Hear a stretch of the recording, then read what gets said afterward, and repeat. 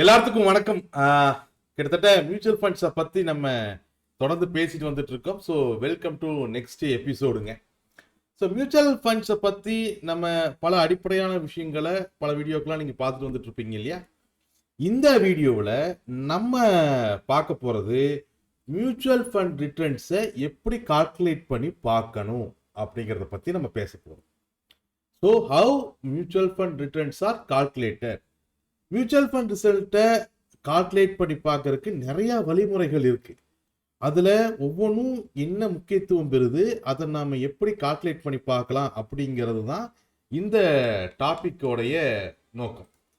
நார்மலாக மியூச்சுவல் ஃபண்ட்ஸை பொறுத்த வரைக்குமே நம்ம ஒரு பர்ஃபெக்டான ஒரு இன்வெஸ்ட்மெண்ட்டாக அதை பண்ணுறதுக்காகத்தான் நம்ம அதை படிச்சுக்கிட்டு இருக்கோம். மியூச்சுவல் ஃபண்ட்ஸை பற்றி படிக்கிறது மூலிமா நம்மளுடைய எதிர்காலத்தை ஒரு வளமானதாக மாற்றலாம், அல்லது எதிர்காலத்தில் நம்மளுக்கு தேவையான பண தேவைகளை பூர்த்தி செய்கிறதுக்கு இப்போ இருந்தே எப்படி அதை அடித்தளத்தை கிரியேட் பண்ணுறது, இப்போ இருந்து எப்படி இன்வெஸ்ட் பண்ணுறது அப்படிங்கிறது தான் மியூச்சுவல் ஃபண்ட்ஸை நம்ம படிக்கிறதுக்கான ஒன் ஆஃப் தி முக்கியமான காரணம். அப்படி படிக்கும் பொழுது இந்த மியூச்சுவல் ஃபண்ட்ஸ் ரிட்டர்ன்ஸை நான் எப்படி கம்பேர் பண்ணி பார்க்குறது, எப்படி கால்குலேட் பண்ணி பார்க்குறது, இந்த மாதிரியான கேள்விகள்லாம் இருக்கு இல்லையா? அதை பற்றி தான் நம்ம இந்த வீடியோக்குள்ளே பேச போகிறோம். பட் என்ன பிரச்சனை அப்படின்னு சொன்னால், மியூச்சுவல் ஃபண்ட்ஸோடைய ரிட்டர்ன்ஸை பொறுத்த வரைக்கும் நிறையா பேர் என்ன பண்ணிடுவாங்கன்னா, அது எப்படி சொல்கிறது, ஒரு மிஸ்கால்குலேட் பண்ணிடுவாங்க. Misunderstood calculations are often misunderstood அப்படிங்கிற ஒரு பாயிண்ட்டை வந்து நம்ம மியூச்சுவல் ஃபண்ட்ஸில் எப்பவும் ஞாபகம். அப்சல்யூட் ரிட்டர்னுக்கும் ஆனுவல் ரிட்டர்னுக்கும் நிறைய பேர் குழப்பிக்குவாங்க. ஸோ அதே மாதிரி ஒரு காம்பவுண்ட் இன்ட்ரெஸ்ட்டுக்கும் இல்லை ஒரு ரோலிங் இன்ட்ரெஸ்ட்டுக்கும் நிறைய பேர் குழப்பிக்குவாங்க. இந்த மாதிரியான விஷயங்களை நம்ம இங்கே தெளிவாக பார்த்துடலாம். எஸ்ஐபிக்கு, லம்சம்க்கு, ஷார்ட் டைமுக்கு, லாங் டைமுக்கு, இதுக்கெல்லாம் எந்த மாதிரியான ரிட்டர்ன்ஸை நம்ம கால்குலேட் பண்ணணும் அப்படிங்கிறது தான் நம்ம இந்த வீடியோவில் படிக்க போகிறோம். அண்ட் இந்த வீடியோவில் மொத்தம் நம்ம 5 டைப் ஆஃப் இன்ட்ரெஸ்ட்டை கால்குலேஷன் மெத்தட்ஸில் நம்ம பார்த்துடலாம். ஸோ 5 டைப் ஆஃப் கான்செப்ட்ஸ் ஒரு மியூச்சுவல் ஃபண்ட்ஸோடைய ரிட்டர்ன்ஸை கால்குலேட் பண்ணுறதுக்கு அவைலபிளாக இருக்குது. ஒன்று அப்சல்யூட் ரிட்டர்ன், இன்னொன்று ஆனுவலைஸ் ரிட்டர்ன், இன்னொன்று சிஏஜிஆர். இது நிறையா இடங்களில் நீங்கள் பார்த்துருப்பீங்க. காம்பவுண்ட் ஆனுவல் growth ரேட் அப்படின்னு சொல்லுவாங்க. அடுத்தது ரோலிங் ரிட்டர்ன், அடுத்தது எக்ஸ்ஐஆர்ஆர். இந்த மாதிரி நிறையா வகையான, அதாவது நிறையா வகையானு சொல்ல முடியாது, இந்த 5 வகை தான் மெயின். இந்த 5 வகையான கால்குலேஷன்ஸ் இருக்குது ஒரு மியூச்சுவல் ஃபண்ட்ஸோடைய ரிட்டர்ன்ஸை நம்ம கால்குலேட் பண்ணி புரிஞ்சுக்க. ஸோ அதைத்தான் நம்ம இங்கே படிக்க போகிறோம். அதில் முதல்ல ஃபஸ்ட்டு நம்ம படிக்க போகிறது வந்து அப்சல்யூட் ரிட்டர்ன். அப்சல்யூட் ரிட்டர்னை பொறுத்த வரைக்கும் இது பெரும்பாலானவே பயன்படுத்தக்கூடியது. சார் அப்சல்யூட் ரிட்டர்ன் அப்படின்னு சொன்னால் என்னென்னா, நான் போட்ட பணத்துக்கு எத்தனை சதவீதம் எனக்கு வருமானம் வந்திருக்கு சார், அவ்வளோதான் இங்கே ஒரே பாயிண்ட். நான் போட்ட பணத்துக்கு எத்தனை சதவீதம் எனக்கு வருமானம் வந்திருக்கு, அவ்வளோதான் இந்த அப்சல்யூட் ரிட்டர்னோட ஒரே பாயிண்ட்டு. ஆனால் இந்த அப்சல்யூட் ரிட்டர்னை பொறுத்த வரைக்கும் முக்கியமான பிரச்சனை என்னென்னா, இங்கே எத்தனை வருஷத்துக்கு அப்படிங்கிறத நம்ம பேசவே மாட்டோம். எத்தனை வருஷத்துக்கு நான் அப்படிங்கிற ஒரு கால்குலேஷன்ஸே இருக்காது. உதாரணத்துக்கு ஒருத்தர் ஒரு 10,000 ரூபாய் இன்வெஸ்ட் பண்ணுறாருன்னு வச்சுக்கோங்களேன். 10,000 ரூபாய் இன்வெஸ்ட் பண்ணுறாரு, 12,000 ரூபாயா அது ரிட்டர்ன் எடுக்கிறார். அப்போ இது எத்தனை பர்சன்டேஜ் ரிட்டர்ன் அப்படின்னு நம்ம ஒருத்தர் கேட்டோம் அப்படின்னு சொன்னோம்னா, ஸோ இது ஆல்மோஸ்ட் 20% ஆஃப் ரிட்டர்ன் அப்படின்னு அவங்க சொல்லிடுவாங்க. இது ஆல்மோஸ்ட் 20% ஆஃப் ரிட்டர்ன் அப்படின்னு சொல்லிடுவாங்க. இதுதான் அப்சல்யூட் ரிட்டர்ன். இப்போ இந்த 10,000 ரூபாய் 12,000 ஆகிறதுக்கு நம்மளுக்கு அது 1 வருஷம் எடுத்துக்கிச்சா, 2 வருஷம் எடுத்துக்கிச்சா, 3 வருஷம் எடுத்துக்கிச்சா அப்படிங்கிறத பற்றி எனக்கு பிரச்சனையே இல்லை. அப்சல்யூட் ரிட்டர்ன் அப்படிங்கிறது நான் போட்ட முதலீடுக்கு எனக்கு எத்தனை சதவீத ரிட்டர்ன் கிடைச்சிருக்கு அப்படிங்கிறத மட்டும்தான் நம்ம பேசும். மியூச்சுவல் ஃபண்ட்ஸில் நம்ம இந்த அப்சல்யூட் ரிட்டர்னை பயன்படுத்தக்கூடாது. ஃபர்ஸ்ட் எடுத்தோடனே நம்ம ஏன் இது அப்சல்யூட் ரிட்டர்ன் பார்க்குறோம் அப்படின்னு சொன்னால், இந்த அப்சல்யூட் ரிட்டர்னை வச்சு நம்ம பேசக்கூடாது, எதையுமே பேசக்கூடாது. உதாரணத்துக்கு நான் வந்து 1 லட்ச ரூபா இன்வெஸ்ட் பண்ணுறேன், 10 வருஷம் கழிச்சு எனக்கு அது 2 லட்ச ரூபாயா மாறுது. இன்னொருத்தர் 1 லட்ச ரூபா இன்வெஸ்ட் பண்ணுறாரு, ஒரு 3 வருஷம் கழிச்சு அது 1.5 லட்ச ரூபாயா மாறுதுன்னு வச்சுக்குவோமே. இப்போ அவர் வந்து நான் 1 லட்ச ரூபா ரிட்டர்ன் இன்வெஸ்ட் பண்ணிட்டேன், நான் 2 லட்ச ரூபா எடுத்துட்டேன், 10 லட்ச ரூபாய் எடுத்துட்டேன் அப்படின்னு அவர் பேசுவார் ஃபர்ஸ்ட் நம்பர். செகண்ட் நம்பர் நான் 1 லட்ச ரூபா இன்வெஸ்ட் பண்ணிட்டேன், நான் இப்போ 1.5 லட்ச ரூபா எடுத்துட்டேன் அப்படின்னு செகண்ட் நம்பர் பேசும்பொழுது, ஃபர்ஸ்ட் நம்பர் உங்களை விட நான் அதிகமாக ரிட்டர்ன் எடுத்திருக்கேன் அப்படின்னு அவர் பேசுவார். இதெல்லாமே அப்சல்யூட் ரிட்டர்னின் அடிப்படையில் பேசக்கூடியது. அப்சல்யூட் ரிட்டர்ன் அப்படிங்கிறது எத்தனை வருஷம் அது எடுத்துக்கிச்சு அப்படிங்கிறத பற்றி எந்த ஒரு கவலையும் நம்ம பட மாட்டோம். இந்த அப்சல்யூட் ரிட்டர்னை வச்சுட்டு 2 பேர்த்தோடைய வருமானத்தை நம்ம அளவிட்டோம் அப்படின்னு சொன்னோம்னா அது தப்பான புரிதல். அப்சல்யூட் ரிட்டர்னுடைய ஃபார்முலாவை பார்த்தாவே உங்களுக்கு தெரியும். அதாவது அப்சல்யூட் ரிட்டர்னுடைய ஃபார்முலா என்னன்னா, current value minus initial value divided by initial value into 100. ஒன்றும் இல்லை, கரண்ட் வேல்யூ அப்படிங்கிறது வந்து ஒரு 75,000 வச்சுக்கோங்களேன். கரண்ட் வேல்யூ அப்படிங்கிறது ஒரு 75,000 ரூபா. நம்ம இங்கே எழுதியிருக்கேன் இல்லையா, கரண்ட் வேல்யூ ஒரு 75,000 ரூபா. ஓகேவா? அப்புறம் அப்சல்யூட் இனிஷியல் வேல்யூ, நான் இனிஷியலாக எவ்வளோ போட்டேன், 50,000 ரூபா போட்டேன். இனிஷியலாக 50,000 ரூபா போட்டேன். எனக்கு இன்னைக்கு என் கையில் அந்த நான் போட்ட இன்வெஸ்ட்மெண்ட்டோட மதிப்பு 75,000 ரூபா இருக்குது. நான் இப்போ நான் அக்கௌண்ட் ஓப்பன் பண்ணி பார்க்குறேன். 75,000 ரூபா என்னோட இன்வெஸ்ட்மெண்ட் மதிப்பு. நான் இனிஷியலாக எவ்வளோ போட்டிருந்தேன், 50,000 ரூபா போட்டிருந்தேன். அப்போது current value minus initial value divided by initial value 50,000 into 100 போட்டோம் அப்படின்னு சொன்னோம்னா நம்மளுக்கு என்ன வேல்யூ வருதோ, என்ன வேல்யூ வரும் நம்மளுக்கு 50,000 நம்மளுக்கு ஆல்மோஸ்ட் இது 25,000 மைனஸ் 50,000 இன்டூ 100 50%. 50% எனக்கு ரிட்டர்ன் கிடைச்சிருக்கு. இதுதான் இந்த அப்சல்யூட் ரிட்டர்னுடைய வேல்யூ. அப்போ இந்த அப்சல்யூட் ரிட்டர்னுடைய வேல்யூ இருக்கு இல்லையா, இது என்ன கணக்கீடுல இந்த 50% ரிட்டர்ன் ஒரு வருஷத்துல கிடைச்சிச்சா, 2 வருஷத்துல கிடைச்சிச்சா, 3 வருஷத்துல கிடைச்சதா அப்படிங்கிறத பத்தி இது பேசவே இல்லை. இந்த 50% ரிட்டர்ன் ஒருத்தருக்கு 10 வருஷம் கழிச்சு கிடைக்குது அப்படின்னா அதை காட்டிலும் ஒரு வருஷத்துல ஒருத்தர் 35% ரிட்டர்ன் எடுக்கிறாருன்னா அதுதான் பெஸ்ட். அதுதான் பெஸ்ட். ஸோ அப்சல்யூட் ரிட்டர்ன்னா என்னன்னு நம்ம புரிஞ்சுக்கிறோம். எதுக்காக இதை நம்ம புரிஞ்சுக்கிறோம் அப்படின்னு சொன்னா, எந்த ஒரு சூழ்நிலையிலுமே நம்ம ஃப்ரெண்ட்ஸ் கூட பேசுவோம்ல, நம்ம நண்பர் ஒருத்தர் வந்து சொல்லுவார், நான் ஒரு மியூச்சுவல் ஃபண்டில் 1 லட்ச ரூபா போட்டிருந்தேன், அது இன்னைக்கு 4 லட்ச ரூபாய் மாறிடுச்சு அப்படின்னு பேசுவார். அது அப்சல்யூட் ரிட்டர்ன். அது இன்னொருத்தர் நண்பர், நான் மியூச்சுவல் ஃபண்டில் போட்டேன்ப்பா, அது வெறுமனே ஒரு 2 லட்ச ரூபாயை தான் மாறி இருக்கு அப்படின்னு இன்னொருத்தர் பேசுவார். அதுவும் அப்சல்யூட் ரிட்டர்ன். இப்போ இவங்க 2 பேர்த்துல எது பெஸ்ட் அப்படிங்கிறது, இவங்க எத்தனை சதவீதம் அவங்களோட வருமானம் பெருகுச்சு அப்படிங்கிறது இல்லை, எத்தனை நாளில் பெருகுச்சு அப்படிங்கிறத வச்சு தான் அது எது பெஸ்ட் அப்படிங்கிறத பேசணும். அப்சல்யூட் ரிட்டர்ன் அது பேசாது. ஸோ அப்சல்யூட் ரிட்டர்ன் வச்சு மியூச்சுவல் ஃபண்ட்ஸை கால்குலேட் பண்ணக்கூடாது. பட் நீங்கள் அப்சல்யூட் ரிட்டர்னா என்னென்னு தெரிஞ்சுக்கணுங்கிறதுக்காக நம்ம இதை பார்க்குறோம். ஓரளவுக்கு அப்சல்யூட் ரிட்டர்னா என்னங்கிற புரிதல் வந்திருக்கும் நம்புறேன். நம்ம பார்க்க வேண்டிய அடுத்த வகையான ரிட்டர்ன்களுக்கு போவோம். நம்ம உண்மையாலுமே எதை பார்க்கணும் அப்படின்னு சொன்னோம்னா, ஆனுவலைஸ்டு ரிட்டர்ன் அப்படிங்கிறத பார்க்கணும். நம்ம உண்மையாக எதை பார்க்கணும், ஆனுவலைஸ் ரிட்டர்ன் அப்படிங்கிறத பார்க்கணும். மியூச்சுவல் ஃபண்ட்ஸை கால்குலேட் பண்ணும்பொழுது உண்மையாலுமே இவர் பண்ண மியூச்சுவல் ஃபண்ட்ஸ் பெஸ்ட்டாக இருக்கா, இல்லை அவர் பண்ண மியூச்சுவல் ஃபண்ட் பெஸ்ட்டாக இருக்கா, நான் பண்ண மியூச்சுவல் ஃபண்ட்ஸ் பெஸ்ட்டாக இருக்கா அப்படின்னு புரிஞ்சுக்கணும்னா நீங்கள் ஆனுவலைஸ் ரிட்டர்ன் தான் கால்குலேட் பண்ணி பார்க்கணும். ஆனுவலைஸ் ரிட்டர்னுக்கும் அப்சல்யூட் ரிட்டர்னுக்கும் உள்ள முக்கியமான வேறுபாடு என்னன்னா, ஹோல்டிங் பீரியட். இந்த ஹோல்டிங் பீரியட் இருக்கு இல்லையா, இதுதான் ஆனுவல் ரிட்டர்னுக்கும் அப்சல்யூட் ரிட்டர்னுக்குமான உண்மையான வேறுபாடு. Holding period. ஆனுவலைஸ்டு ரிட்டர்னை கால்குலேட் பண்றதுக்கான formula n value divided by start value whole power the 1/n minus 1 into 100. இது ஃபார்முலா. இந்த ஃபார்முலாவை நீங்க கஷ்டப்பட்டு மனப்பாடமெல்லாம் பண்ண வேண்டியது இல்லை. இதுக்கான டூல்ஸு எக்ஸல் சீட்ஸ் எல்லாம் இருக்கு. சும்மா நீங்கள் வேல்யூவை போட்டிங்கனாலே அதை கால்குலேட் பண்ணி கொடுத்துரும். அதெல்லாம் நம்ம வரக்கூடிய கிளாஸுகளில் பார்க்கலாம். பட் பேசிக்கான ஒரு கான்செப்டை நம்ம ஃபர்ஸ்ட் புரிஞ்சுக்கணும். பேசிக்கான ஒரு கான்செப்ட் என்னன்னா, அப்சல்யூட் ரிட்டர்ன் அப்படிங்கிறது மியூச்சுவல் ஃபண்டோடைய ஆக்சுவல் ரிட்டர்னை கால்குலேட் பண்ணுறதுக்காக நம்ம பயன்படுத்தக்கூடாது. ஏன்னா அப்சல்யூட் ரிட்டர்னில் எத்தனை வருஷம் ஹோல்ட் பண்ணியிருந்தாங்க அப்படிங்கிற இன்ஃபர்மேஷன் வராது. அப்போது உண்மையாலுமே மியூச்சுவல் ஃபண்ட் நான் போட்ட மியூச்சுவல் ஃபண்ட் பெஸ்ட்டாக இருக்கா, அவர் போட்ட மியூச்சுவல் ஃபண்ட் பெஸ்ட்டாக இருக்கா நீங்கள் உண்மையாலுமே பார்க்கணும்னா நம்ம பார்க்க வேண்டியது ஆனுவலைஸ் ரிட்டர்ன். ஆனுவலைஸ் ரிட்டர்னோட ஃபார்முலாவை நம்ம பேசியிருக்கோம். உதாரணத்துக்கு ஒரு எக்ஸாம்பிளையும் பேசுகிறோம். உதாரணத்துக்கு நான் ஒரு 1 லட்ச ரூபாய் இன்வெஸ்ட் பண்ணுறேன். 1 லட்ச ரூபாய் இன்வெஸ்ட் பண்ணுறேன்.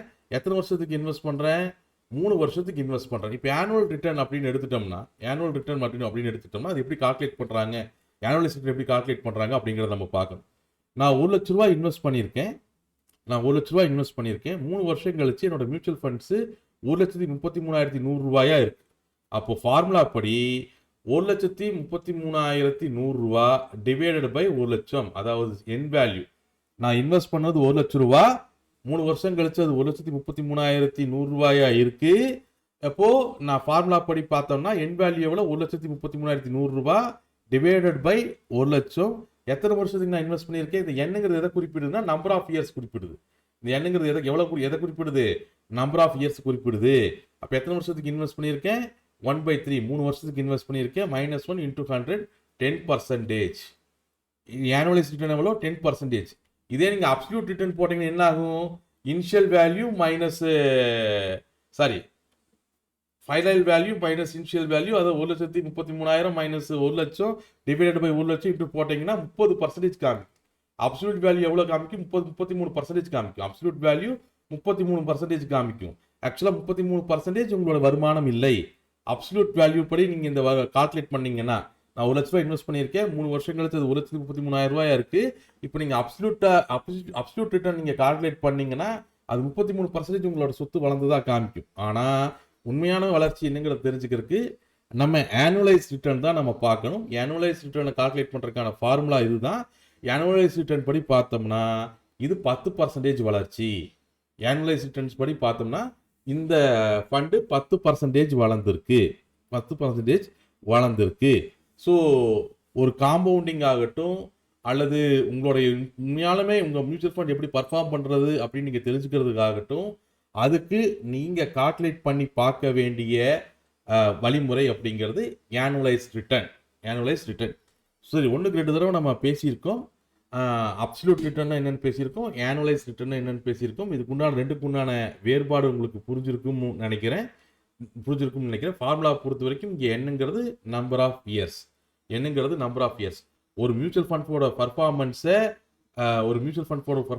நீங்கள் போட்டிருக்க மியூச்சுவல் ஃபண்ட் பெஸ்ட்டாக இருக்கா, இல்லை உங்களோட மியூச்சுவல் ஃபண்ட்ஸ் உண்மையாலுமே எவ்வளோ ரிட்டர்ன் உங்களுக்கு தருது அப்படின்னு நீங்கள் தெரிஞ்சுக்கணும்னா நீங்கள் கால்குலேட் பண்ணி பார்க்க வேண்டியது ஆனுவலைஸ் ரிட்டர்ன். அதுக்கு உண்டான டீட்டெயில்ஸ் இதுதான். அடுத்தது காம்பவுண்ட் ஆனுவல் க்ரோத் ரேட். ஆக்சுவலாக இதுதான் வந்து CAGR அப்படின்னு நம்ம சொல்லுவோம். நீங்கள் பெரும்பாலும் எல்லா மியூச்சுவல் ஃபண்டுகள்லையும் இந்த CAGR அப்படிங்கிறத பார்த்துருக்கலாம். ஒவ்வொரு மியூச்சுவல் ஃபண்டுக்கு டாக்குமெண்ட்டை பார்க்கும் பொழுதும் இல்லை ஒவ்வொரு மியூச்சுவல் ஃபண்ட்ஸை பற்றி நீங்கள் நெட்டில் பார்க்கும் பொழுதுமே CAGR 15%, CAGR 20%, CAGR 30% அப்படின்னாலும் நம்ம பார்த்துருப்போம்ல. ஆக்சுவலாக CAGRனா காம்பவுண்ட் ஆனுவல் க்ரோத் ரேட் அப்படின்னு அர்த்தம். ஆக்சுவலாக இதுவுமே ஆனுவலைஸ்டு ரிட்டர்னுக்கும் ஒரே ஃபார்முலா தான். இதுக்கும் ஆனுவலைஸ் ரிட்டர்னுக்கும் ஒரே ஃபார்முலா தான். ஆனுவலைஸ் ரிட்டர்னுடைய ஃபார்முலாவே தான் CAGR உடைய ஃபார்முலா. அதில் எந்த விதமான மாற்றமும் கிடையாது. ரெண்டுக்கும் ஒரே ஃபார்முலா தான். அப்புறம் என்ன டிஃப்ரென்ஸ்? அப்புறம் என்ன ஆனுவலைஸ் ரிட்டர்னு அண்டு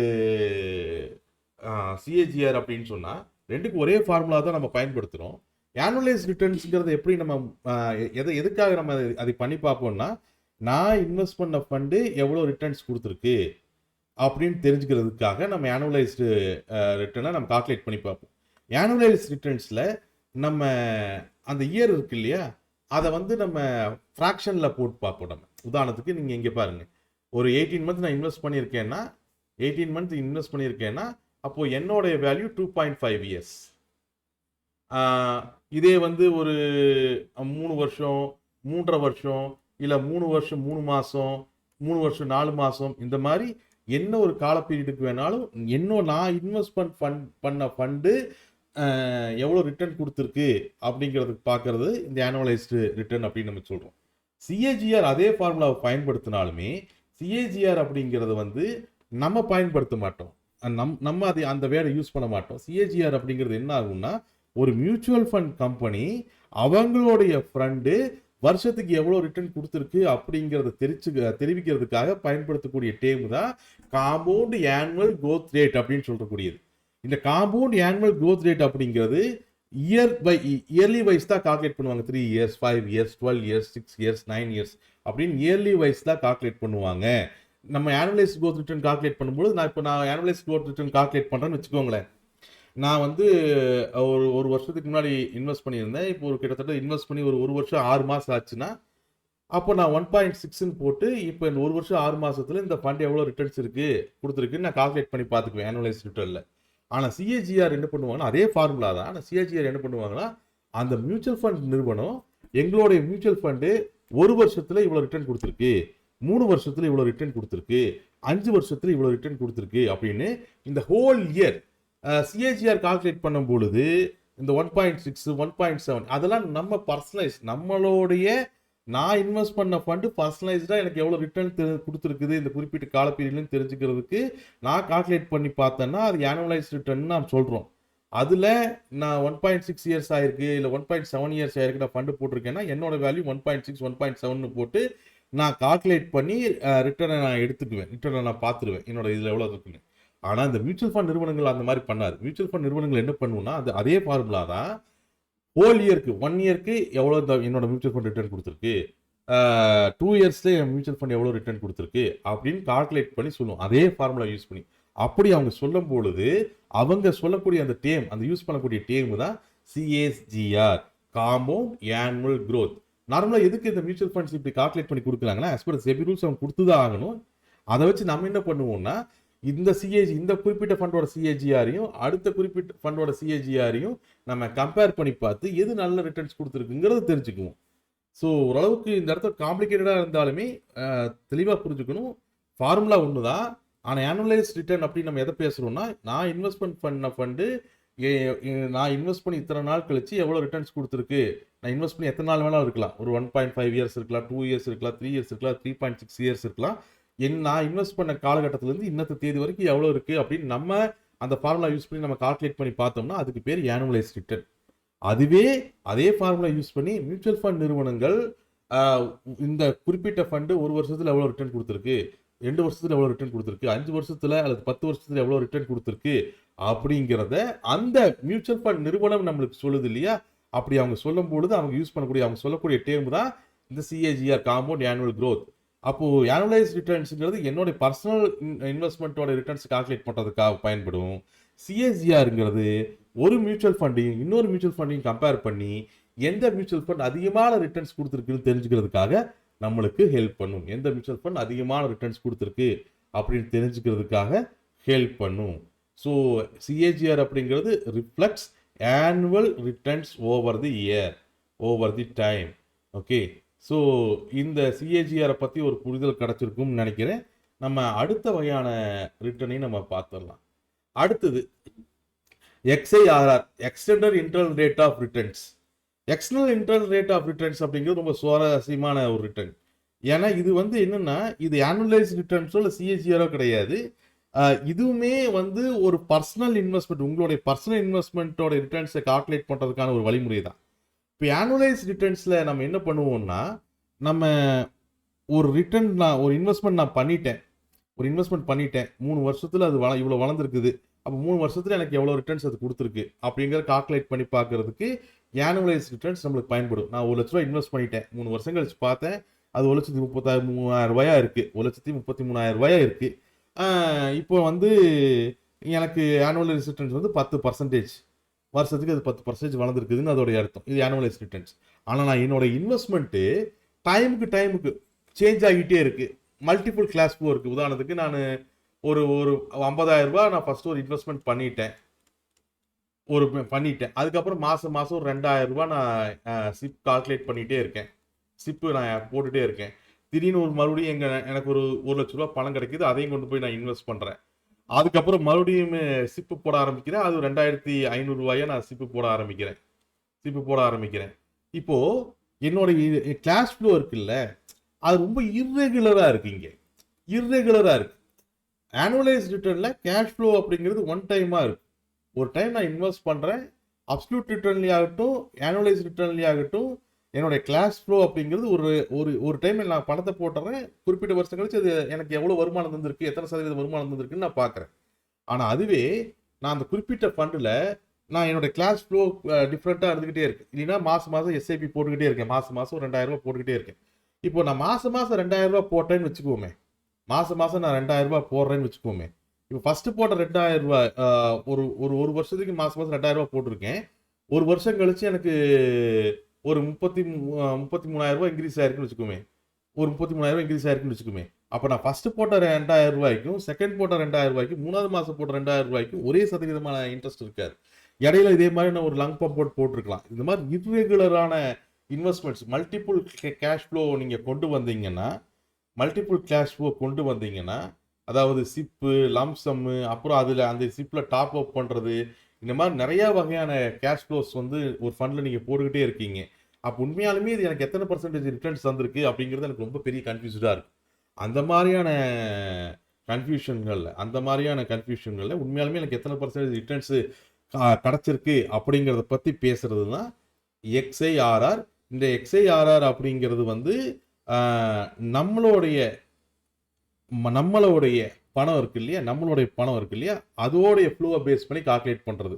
இடையில நான் திரும்பி அந்த மியூச்சுவல் ஃபண்டில் பணத்தை எடுத்து கூட இருப்பேன், வித்ட்ரா கூட பண்ணியிருப்பேன். ஓகே, நான் ஒரு ஒரு 50,000 போட்டுட்டு மாதம் மாதம் 2,000 எஸ்ஐபி போட்டுக்கிட்டே இருக்கேன். அப்படி எஸ்ஐபி போட்டுக்கிட்டே இருக்கும் பொழுது நம்ம மறுபடியும் இடையில வந்து நான் ஒரு ஒரு பணம் ஒரு 25,000 தேவைப்படுதுன்னு எடுக்கிறேன். மறுபடியும் ஒரு 2,500 எஸ்ஐபி கன்டினியூ பண்ணுறேன். மறுபடியும் ஒரு 1,00,000 போடுறேன். இந்த மாதிரியான தொடர்ந்து போட்டுகிட்டே இருக்கேன். ஒரு 5 வருஷம் கழிச்சு என்கிட்ட என் அக்கௌண்ட்டில் வந்து அந்த மியூச்சுவல் ஃபண்ட் அக்கௌண்ட்டில் வந்து ஒரு 6,00,000 பணம் இருக்குது. அப்போ என் பணம் எத்தனை சதவீதம் வளர்ந்துருக்குன்னு எனக்கு தெரியணும். நான் ஜென்ரலாக ஆனுவலைஸ் ரிட்டர்ன் அதுக்கு பயன்படுத்த முடியாது. ஏன்னா நான் ஒரு பணத்தை போட்டுட்டு 5 வருஷம் சும்மா உட்காந்துட்டு அதுக்கப்புறம் நான் அதை பார்க்கல. நான் ரெகுலராக வந்து பணம் எடுக்கிறேன், பணம் போடுறேன், டாப் அப் பண்ணுறேன், எல்லாம் பண்ணுறேன். அப்போ என்னோட பணம் எத்தனை சதவீதம் வளர்ந்துருக்குன்னு புரிஞ்சுக்கிறதுக்கு நம்ம கால்குலேட் பண்ணக்கூடிய பார்க்கக்கூடிய மெத்தட் தான் இந்த extended internal rate of returns. External internal rate of returns இதை எஸ்ஐபியோட ரிட்டர்ன்ஸை மெஷர் பண்ணுறதுக்கு ரொம்ப யூஸ்ஃபுல்லாக இருக்கும். முதல்ல இதை பற்றி இன்னும் டீட்டெயிலாக நம்ம படிக்கலாம். ஓகே, இனி வரக்கூடிய கிளாஸுகளில் இந்த எக்ஸ்ஐஆர் பற்றி நம்ம டீட்டெயிலாக படிக்கலாம். பட் அதுக்கு முன்னாடி நம்ம எஸ்ஐபின்னா என்ன, லம்சம்னா என்ன, எஸ்டபிள்யூபின்னா என்ன, எஸ்டிபின்னா என்ன அப்படிங்கிறதெல்லாம் படிச்சுட்டு இதோட ஃபார்முலாவை பார்த்தோம்னா அப்படின்னா நம்மளுக்கு இன்னும் கொஞ்சம் இது ஈஸியாக புரிஞ்சுக்கிறதுக்கு முடியும். ஸோ இந்த எக்ஸ்ஐஆர் ரிட்டர்னை பற்றி இன்னொரு கிளாஸில் நம்ம டீட்டெயிலாக பேசலாம். அதோட ஃபார்முலா பற்றி டீட்டெயிலாக பேசலாம். இந்த ஃபார்முலா கொஞ்சம் காம்ப்ளிகேட்டட். நார்மலாக டூல்ஸ் அல்லது எக்ஸல் யூஸ் பண்ணி நம்ம இதோட ரிட்டர்ன்ஸை கால்குலேட் பண்ணிக்க முடியும். ஓகே, கால்குலேட் பண்ணிக்கலாம், அதெல்லாம் ஒரு பிரச்சனையும் கிடையாது. பட் எக்ஸ்ஐஆர்னா என்னென்னு உங்களுக்கு ஓரளவுக்கு புரிஞ்சிருக்கும்னு நினைக்கிறேன். ஸோ இதை பற்றி மறுபடியும் நம்ம சிப்னா என்ன, எஸ்டபிள்யூபினா என்ன, எஸ்டிபினா என்னங்கிறதெல்லாம் பேசிட்டு நம்ம மறுபடியும் இதை பற்றி டீட்டெயிலாக கொண்டு வரலாம். அடுத்தது ரோலிங் ரிட்டர்ன். ரோலிங் ரிட்டர்ன்ஸ் அப்படிங்கிறது வந்து உண்மையாலுமே ஒரு சூப்பரான ஒரு அனலைசிங் மெத்தட். ரிட்டர்ன்ஸ் கால்குலேட் பண்ணுறதுக்கு ஒரு சூப்பரான அனலைசிங் மெத்தட் அது. இந்த ரோலிங் ரிட்டர்ன்ஸை பொறுத்த வரைக்குமே இதை வந்து எந்த காலகட்டத்தில் இந்த ஃபண்டில் நான் இன்வெஸ்ட் பண்ணலாம், எந்த காலகட்டத்தில் இந்த ஃபண்டு வளருது, இப்படி இந்த மாதிரியான ரொம்பவுமே சென்சிட்டிவான டேட்டாவை நம்ம கண்டுபிடிச்சி இன்வெஸ்ட்மெண்ட் பண்ணுறதுக்கு இந்த ரோலிங் ரிட்டர்ன் வந்து ரொம்பவுமே ஹெல்ப்ஃபுல்லாக இருக்கும். ஃபார் எக்ஸாம்பிள் ரோலிங் ரிட்டர்னை பொறுத்த வரைக்கும் நம்ம எப்படி கால்குலேட் பண்ணுவோம் அப்படிங்கிறத பார்க்கலாம். முதல்ல ரோலிங் ரிட்டர்னுடைய டெஃபினேஷன் என்ன சொல்லுதுன்னா, annualized return of investment over every possible period. உதாரணத்துக்கு ஒரு 3 வருஷத்துல ஒரு ஓவரால் ஒரு 3 வருஷம் இருக்குன்னு வச்சுக்கோங்களேன். இந்த 3 வருஷத்துல ரோலிங் ரிட்டர்ன் எப்படி கால்குலேட் பண்ணுவோம் அப்படிங்கறத அவங்க போட்டிருக்காங்க பாருங்களேன். இப்போ ஒரு ஃபண்ட் இருக்கு. இந்த ஃபண்டு வந்து ஆரம்பிச்சு இந்த டாட்டாவுடைய ஒரு ஃபார்மா ஃபண்ட் எடுத்துக்குவோம். டாட்டாவுடைய ஃபார்மா ஃபண்ட் எடுத்துக்குவோம். இந்த ஃபண்டை ஆரம்பிச்சு என்ன ஆயிடுச்சு, ஒரு கிட்டத்தட்ட ஒரு 5 வருஷம் ஆயிடுச்சுன்னு வச்சுக்கோங்க. ஒரு ஃபண்டு ஆரம்பிச்சு கிட்டத்தட்ட 5 இயர்ஸ் ஆயிடுச்சு. 5 வருஷம் ஆச்சு இந்த ஃபண்டு. இப்போ இந்த ஃபண்டோடைய ரோலிங் ரிட்டர்னை கால்குலேட் பண்ணணும். எப்படி கால்குலேட் பண்ணுவோம்? இப்போ 5 வருஷம் ஆயிடுச்சுன்னு வச்சுக்கோங்களேன். இங்க இருக்கிற எக்ஸாம்பிள் மாதிரி. அதாவது முதல்ல என்ன பண்ணுவோம், ஜான் 2020 டிசம்பர் 2020 வரைக்கும் என்ன ரிட்டர்ன் கொடுத்துருக்கு அப்படின்னு கால்குலேட் பண்ணுவோம். அதாவது ஜான் 2020 டிசம்பர் 2020 வரைக்கும் என்ன ரிட்டர்ன் கொடுத்துருக்குன்னு கால்குலேட் பண்ணுவோம். ரிட்டர்ன் கிடைச்சிருச்சா, அடுத்து என்ன பண்ணுவோம், ஜானை விட்டு போட்டு பிப்ரவரி 2020 ஜனவரி 2023 வரைக்கும், இதுவும் ஒரு வருஷ பீரியடு தான். ஆனா ஜான்லேருந்து டிசம்பர் வரைக்கும் என்ன ரிட்டர்ன் கொடுத்துருக்கு அப்படிங்கிறத ஃபர்ஸ்ட் கால்குலேட் பண்ணிடுவோம். ஜான்லேருந்து ரிட்டர்ன் வரைக்கும் என்ன ஆனுவலைஸ் ரிட்டர்ன், அதை ஃபர்ஸ்ட் நம்ம கால்குலேட் பண்ணிடுறோம். அதாவது CAGR, அந்த ஆனுவலைஸ் ரிட்டர்னோட ஃபார்முலா பயன்படுத்தி. ஸோ ஜான்லேருந்து டிசம்பர் வரைக்கும் என்ன ரிட்டர்ன்ஸ் கொடுத்துருக்கு அப்படிங்கிறத நம்ம கால்குலேட் பண்ணிட்டோம். அடுத்து என்ன பண்ணுவோம், நம்ம பிப்ரவரியிலிருந்து அடுத்த ஜான் வரைக்கும், பிப்ரவரி 2020 அடுத்த ஜான் வரைக்கும் என்ன ரிட்டர்ன் கொடுத்துருக்கு அப்படிங்கிறத கால்குலேட் பண்ணுவோம். அதுக்கடுத்து என்ன பண்ணுவோம், மார்ச் 2020 பிப்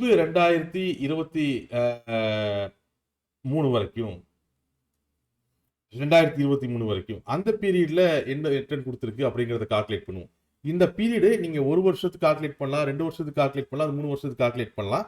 நார்மலா ரோலிங் ரிட்டர்னை 1 வருஷத்துக்கு கால்குலேட் பண்ணீங்கன்னா ரொம்பவுமே யூஸ்ஃபுல்லா இருக்கும். அதாவது இப்போ ஜான் 2020 டிசம்பர் 2020 வரைக்கும் 1 இயர் ரிட்டர்ன் எவ்வளோ, ஓகே, நீங்கள் எத்தனை வருஷத்துக்கு வேணாலும் நீங்கள் கால்குலேட் பண்ணலாம் ஒரு ரோலிங் ரிட்டர்னை. பட் 1 இயர் படி பார்த்தீங்கன்னா ரொம்ப ஈஸியாக இருக்குது. ஜான் 2020லேருந்து டிசம்பர் 2020 வரைக்கும் என்ன ரிட்டர்ன் கொடுத்துருக்கு. அதே மாதிரி அடுத்தது என்ன பண்ணுவோம், நம்ம பிப்ரவரி 2020லேருந்து ஜான் 2021 வரைக்கும் என்ன ரிட்டர்ன் கொடுத்துருக்கு அப்படிங்கிற 1 இயர் வேல்யூவை கால்குலேட் பண்ணுவோம். 1 இயர் ரிட்டர்னை கால்குலேட் பண்ணுவோம்.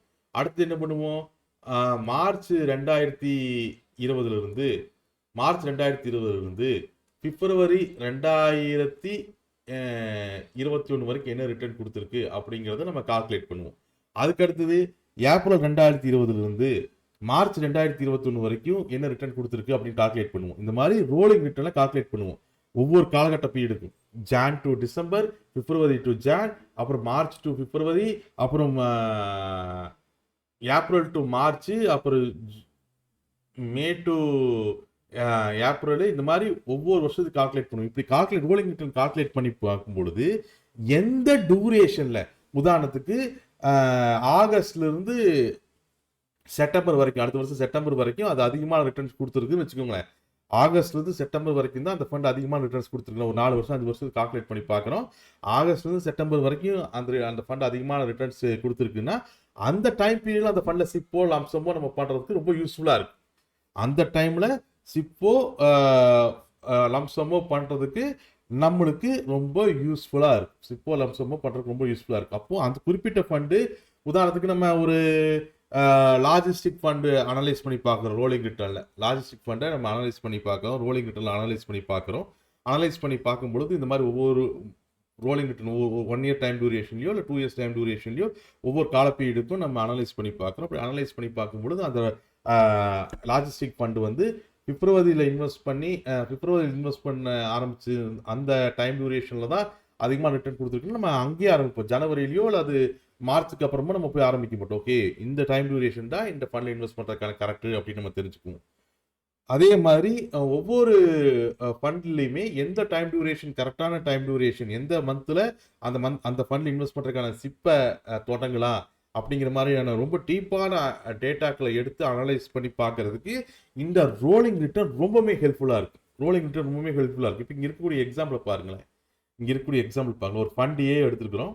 ஃபண்ட் ஏவோட ரோலிங் ரிட்டர்ன் வந்து கிட்டத்தட்ட 8 to 18% இருக்குது ஒரு குறிப்பிட்ட ஃபார் டைமில். ஃபண்ட் பி வந்து அதே குறிப்பிட்ட டைம் பீரியடில் -5லிருந்து -25 வரைக்கும் இருக்குது. அப்போது ஃபண்ட் ஏ தான் ஒரு ஸ்டேபிளான ரிட்டர்ன் கொடுக்குது. ஈவன் தோ ஃபண்ட் பியோட ரிட்டர்ன் ரொம்ப அதிகமாக இருந்தாலுமே அதோட ரிஸ்க்கும் -5% ரொம்ப அதிகமாக இருக்குது. அப்போ ஓகே, ஃபண்ட் ஏ தான் கரெக்டு. இந்த டைமில் நான் மார்ச்சில் இன்வெஸ்ட் பண்ண ஆரம்பிக்கிறேன்னா நான் ஃபண்ட் ஏ தான் சூஸ் பண்ணணும். இந்த மாதிரி ஒவ்வொரு ஃபண்டோட ரோலிங் ரிட்டர்னையும் நீங்கள் கால்குலேட் பண்ணி பார்க்கும் பொழுது, ஒரு மார்ச் மாதம் நீங்கள் இன்வெஸ்ட்மெண்ட்டை ஸ்டார்ட் பண்ணுறீங்கன்னா, ஒரு ஏப்ரல் மாதம் இன்வெஸ்ட்மெண்ட் ஸ்டார்ட் பண்ணுறீங்கன்னா, ஒவ்வொரு ஃபண்டோட ரோலிங் ரிட்டர்னையும் கால்குலேட் பண்ணி பார்த்தீங்கன்னா அந்த மாதம் ஸ்டார்ட் பண்ணுறதுக்கு எந்த ஃபண்டு பெஸ்ட்டு, எந்த ஃபண்டில் நான் இன்வெஸ்ட் பண்ணலாம் அப்படிங்கிற ஒரு கிளியரான ஐடியா கிடைக்கும். ஸோ ரோலிங் ரிட்டர்ன் அப்படிங்கிறது ரொம்ப முக்கியமான கான்செப்ட்டு. அதையும் நீங்கள் படிக்க வேண்டிய கட்டாயத்தில் இருக்கும். ஸோ நம்ம இதை பார்க்கணும். சரி, ஓரளவுக்கு அப்சல்யூட் ரிட்டர்னா என்னென்னு புரிஞ்சிருக்குன்னு நினைக்கிறேன். ஆனுவலைஸ் ரிட்டர்னா என்னென்னு புரிஞ்சிருக்குன்னு நினைக்கிறேன். அதே மாதிரி நம்ம சிஏஜிஆர்னா என்னென்னு புரிஞ்சிருக்குன்னு நினைக்கிறேன். எக்ஸ்ஐஆர்ஆர்னா என்னென்னு புரிஞ்சிருக்குன்னு நினைக்கிறேன். ரோலிங் ரிட்டர்னா என்னென்னு புரிஞ்சிருக்குன்னு நினைக்கிறேன். ஸோ இந்த 5மே rolling return, XIRR, CAGR, annualise return, absolute return, இது 5மே பொதுவாக ரிட்டர்ன்களை பற்றி, மியூச்சுவல் ஃபண்ட்ஸ் ரிட்டர்ன்களை பற்றி பேசக்கூடிய டேம். இதில் அப்சல்யூட் ரிட்டர்ன் பற்றி பேசுறதை அவாய்ட் பண்ணிடுங்க. ஏன்னா அது டைம் டியூரேஷன் எடுத்துக்காது. அது ஆனுவலைஸ் ரிட்டர்ன் அப்படிங்கிறது உங்களுடைய இன்வெஸ்ட்மெண்ட் எவ்வளோ தூரம் வருமானம் கொடுக்குது அப்படின்னு புரிஞ்சுக்கிறதுக்கு ரொம்பவுமே ஹெல்ப்ஃபுல்லாக இருக்கும். அதே மாதிரி சிஏஜிஆர் ஃபண்டுகளை கம்பேர் பண்ணி பார்க்கறதுக்கு ரொம்ப ஹெல்ப்ஃபுல்லாக இருக்கும். எக்ஸ்ஐஆர்ஆர் வந்து உங்களுடைய இர்ரெகுலர் இன்வெஸ்ட்மெண்ட்ஸை, எஸ்ஐபி இதெல்லாத்தையுமே எவ்வளோ ரிட்டர்ன்ஸ் கொடுக்குது அப்படின்னு தெரிஞ்சுக்கிறதுக்கு ரொம்ப யூஸ்ஃபுல்லாக இருக்கும். ரோலிங் ரிட்டர்ன் கால்குலேட் பண்ணி பார்க்கறது எந்த டைம் டியூரேஷனில் எந்த ஃபண்டில் இன்வெஸ்ட் பண்ணலான்னு புரிஞ்சுக்கிறதுக்கு ரொம்ப யூஸ்ஃபுல்லாக இருக்கும். ஸோ இதெல்லாம் கால்குலேட் பண்ணி பார்க்கறதுக்கான டூல்ஸு, இந்த ஃபண்ட் கால்குலேட்டர்ஸ், இதை பற்றியெல்லாம் நம்ம டீட்டெயிலாக நம்ம பேசலாம் அடுத்து வரக்கூடிய வீடியோக்களில். பட் இந்த வீடியோவை பொறுத்த வரைக்கும் இந்த 5 வகையான ரிட்டர்ன்ஸில் நீங்கள் தரவாக இருக்கணும். இந்த 5 வகையான ரிட்டர்ன்ஸ் என்னங்கிறது உங்களுக்கு புரிஞ்சிருக்கும்னு நினைக்கிறேன். மறுபடியும் நம்ம அடுத்த கிளாஸஸில் மீட் பண்ணலாம். Thank you everyone guys. ஓரளவுக்கு நீட்டாக போயிட்டுருப்போம்னு நினைக்கிறேன். ஸோ சம்மரி பொறுத்த வரைக்கும் அப்சல்யூட் ரிட்டர்னா simple growth, average growth, accurate SIP return, இந்த மூணுமே உங்களுடைய மியூச்சுவல் ஃபண்ட்ஸை கால்குலேட் பண்ணி பார்க்குறது, மியூச்சுவல் ஃபண்டோட ரிட்டர்னை கால்குலேட் பண்ணி பார்க்கறதுக்கான அடித்தளம். அடுத்து வரக்கூடிய வீடியோக்களில் நம்ம என்ஏவினா என்னங்கிறது அப்படிங்கிறது எல்லாத்தையுமே படிக்கலாம். இதை பற்றி ஆல்ரெடி ஒரு ஷார்ட்டாக நம்ம பேசியிருப்போம்னு நினைக்கிறேன். நம்ம இன்னுமே டீட்டெயிலாக அதை பேச ஆரம்பிக்கலாம். Thank you everyone guys, thank you every one.